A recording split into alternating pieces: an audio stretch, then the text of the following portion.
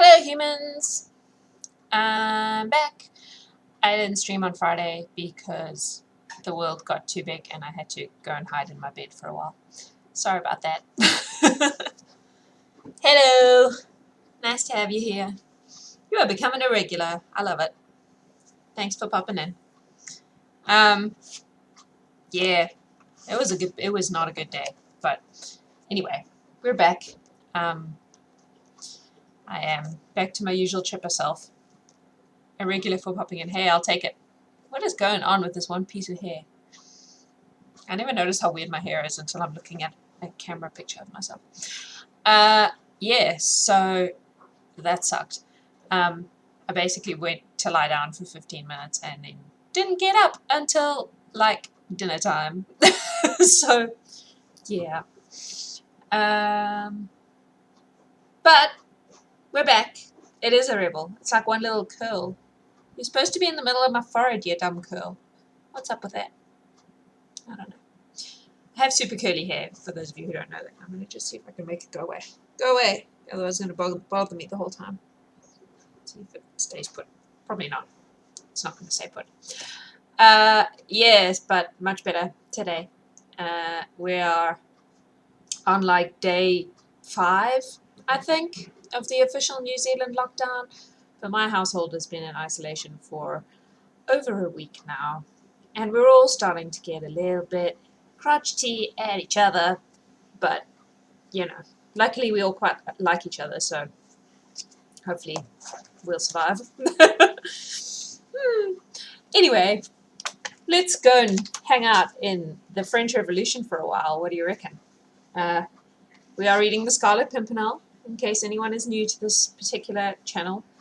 I read a chapter every weekday at lunchtime, New Zealand time, which is nowish. And we are currently on chapter 7. Chapter 7, The Secret Orchard. Once outside the noisy coffee room, alone in the dimly lighted passage, Marguerite Blakeney seemed to breathe more freely. She heaved a deep sigh like one who had long been oppressed with the heavy weight of constant self-control, and she allowed a few tears to fall unheeded down her cheeks. Outside the rain had ceased, and through the swiftly passing clouds the pale rays of an after-storm sun shone upon the beautiful white coast of Kent, and the quaint irregular houses that clustered around the Admiralty Pier. Marguerite Blakeney stepped onto the porch and looked out to sea. Silhouetted against the ever-changing sky, a graceful schooner, with white sails set, was gently dancing in the breeze. The Daydream it was, Sir Percy Blakeney's yacht, which was ready to take Armand St. back to France into the very midst of that seething, bloody revolution, which was overthrowing a monarchy, attacking a religion, destroying a society in order to try and rebuild upon the ashes of tradition, a new utopia, of which a few men dreamed, but which none had the power to establish. In the distance 2 figures were approaching the Fisherman's Rest. One, an oldish man with a curious fringe of grey hairs. Man, you totally made me lose my train of thought. One, an oldish man with a curious fringe of grey hairs around a rotund and massive chin. I love you too. Bloody hell. Ahem. We'll start that paragraph from the beginning, shall we? It's trying to distract me. It worked too. Can you believe we've been together like 7 years and that still makes my belly go all flippity-floppity? Alright. In the distance, 2 figures were approaching the Fisherman's Rest. One, an oldish man with a curious fringe of grey hairs around a rotund and massive chin, and who walked with that peculiar rolling gait which invariably betrays the seafaring man. The other, a young, slight figure, neatly and becomingly dressed in a dark, many-caped overcoat. He was clean-shaved, and his dark hair was taken well back over a clear and noble forehead. "Armand," said Marguerite Blakeney as soon as she saw him approaching from the distance, and a happy smile shone on her sweet face, even through the tears. A minute or two later, brother and sister were locked in each other's arms, while the old skipper stood respectfully on one side. "How much time have we got, Briggs?" asked Lady Blakeney, "before Monsieur St. Just needs to go on board?" "We ought to weigh anchor before half an hour, your ladyship," replied the old man, pulling at his grey furlock. Forelock. A furlock is a different thing. Linking her arm in his, Marguerite led her brother towards the cliffs. 'Half an hour,' she said, looking wistfully out to sea. 'Half an hour more, and you'll be far from me, Armand. Oh, I can't believe that you are going, dear. These last few days, whilst Percy has been away and I've had you all to myself, have slipped by like a dream.' 'I am not going far, sweet one,' said the young man gently. 'A narrow channel to cross, a few miles of road. I can soon come back. Nay, 'tis not the distance, Armand, but that awful Paris, just now.' They had reached the edge of the cliff. The gentle sea breeze blew Marguerite's hair about her face and sent the ends of her soft-laced fichu waving around her, like a white and supple snake. She tried to pierce the distance far away, beyond which lay the shores of France, that relentless and stern France which was exacting her pound of flesh, the blood tax from the noblest of her sons. 'Our own beautiful country, Marguerite,' said Armand, who seemed to have divined her thoughts. 'They are going too far, Armand,' she said vehemently. 'You are a Republican, so am I. We have the same thoughts, the same enthusiasm for liberty and equality. But even you must think that they are going too far.' 'Hush,' said Armand instinctively, as he drew a quick apprehensive glance around him. 'Ah, you see, you don't think yourself that it is safe even to speak of these things. Here in England—' She clung to him suddenly with strong, almost motherly passion. 'Don't go, Armand,' she begged. 'Don't go back. What should I do if... Her voice was choked in sobs. Her eyes, tender, blue, and loving, gazed appealingly at the young man, who in his turn looked steadfastly into hers. 'You would in any case be my own brave sister,' he said gently, 'who would remember that, when France is in peril, it is not for her sons to turn their backs on her.' Even as he spoke, that sweet childlike smile crept back into her face, pathetic in the extreme, for it seemed drowned in tears. 'Oh, Armand,' she said quaintly, 'I sometimes wish you had not so many lofty virtues. I assure you, little sins are far less dangerous and uncomfortable.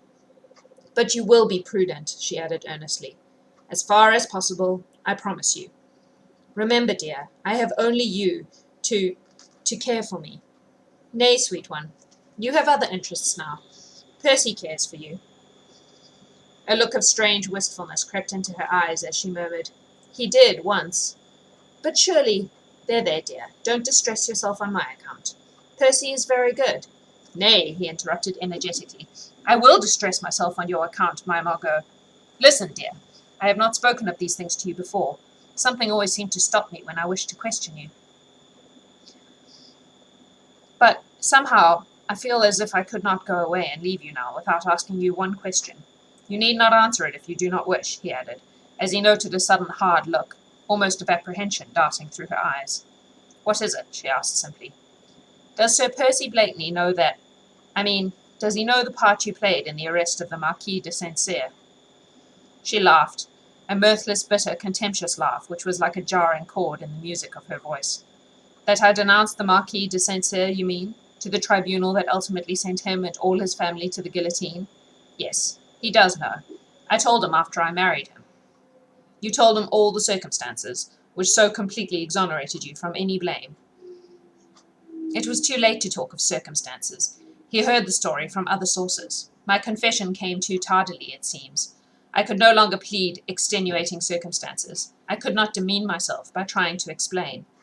And now I have the satisfaction, Armand, of knowing that the biggest fool in England has the most complete contempt for his wife.' She spoke with vehement bitterness this time, and Armand St. Just, who loved her so dearly, felt that he had placed a somewhat clumsy finger upon an aching wound. 'But Sir Percy loved you, Margot,' he repeated gently. 'Loved me? Well, Armand, I thought at one time that he did, or I should not have married him. I dare say,' she added, speaking very rapidly, as if she were about to lay down a heavy burden which had oppressed her for months, 'I dare say that even you thought, as everybody else did, that I married Sir Percy because of his wealth. But I assure you, dear, that it was not so. He seemed to worship me with a curious intensity of concentrated passion, which went straight to my heart. I had never loved anyone before, as you know, and I was 24 then, so I naturally thought that it was not in my nature to love. But it has always seemed to me that it must be heavenly to be loved blindly, passionately, wholly, worshipped in fact, and the very fact that Percy was slow and stupid was an attraction for me, as I thought he would love me all the more. A clever man would naturally have other interests, an ambitious man other hopes. I thought that a fool would worship and think of nothing else, and I was ready to respond, Armand. I would have allowed myself to be worshipped, and given infinite tenderness in return. She sighed, and there was a world of disillusionment in that sigh. Armand St. Just had allowed her to speak on without interruption. He listened to her whilst allowing his own thoughts to run riot. It was terrible to see a young and beautiful woman, a girl in all but name, still standing almost at the threshold of her life, yet bereft of hope, bereft of illusions, bereft of all those golden and fantastic dreams, which should have made her youth one long perpetual holiday. Yet perhaps, though he loved his sister dearly, perhaps he understood. He had studied men in many countries, men of all ages, men of every grade of social and intellectual status, and inwardly he understood what Marguerite had left unsaid. Granted that Percy Blakeney was dull-witted, but in his slow-going mind there would still be room for that ineradicable pride of a descendant of a long line of English gentlemen. A Blakeney had died on Bosworth Field, another had sacrificed life and fortune for the sake of a treacherous Stuart, and that same pride, foolish and prejudiced as the Republican Armand would call it, must have been stung to the quick on hearing of the sin which lay at Lady Blakeney's door.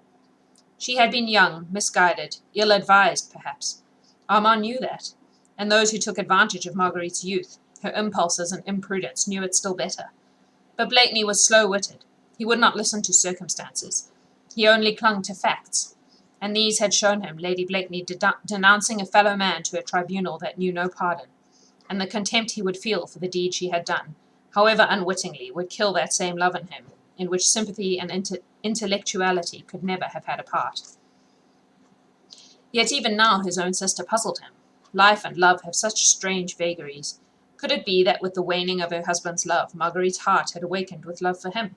Strange extremes meet in love's pathway. This woman, who had had half intellectual Europe at her feet, might perhaps have set her affections on a fool. Marguerite was gazing out towards the sunset. Armand could not see her face, but presently it seemed to him that something which glittered for a moment in the golden evening light fell from her eyes onto her dainty fichu of lace. But he could not broach that subject with her. He knew her strange, passionate nature so well, and knew that reserve which lurked behind her frank, open ways. They had always been together, these two, for their parents had died when Armand was still a youth and Marguerite but a child. He, some 8 years her senior, had watched over her until her marriage, had chaperoned her during those brilliant years spent in the flat of the Rue de Richelieu, and had seen her enter upon this new life of hers, here in England, with much sorrow and some foreboding. This was his first visit to England since her marriage, and the few months of separation had already seemed to have built up a slight thin partition between brother and sister. The same deep, intense love was still there on both sides, but each now seemed to have a secret orchard into which the other dared not penetrate. There was much Armand St. Just could not tell his sister. The political aspect of the revolution in France was changing almost every day. She might not understand how his own views and sympathies might become modified, even as the excesses committed by those who had been his friends grew in horror and in intensity. And Marguerite could not speak to her brother about the secrets of her heart. She hardly understood them herself. She only knew that, in the midst of luxury, she felt lonely and unhappy. And now Armand was going away. She feared for his safety. She longed for his presence. She would not spoil these last few sadly sweet moments by speaking about herself. She led him gently along the cliffs, then down to the beach, their arms linked in one another's. They had still so much to say that lay just outside that secret orchard of theirs. That's the end of chapter 7.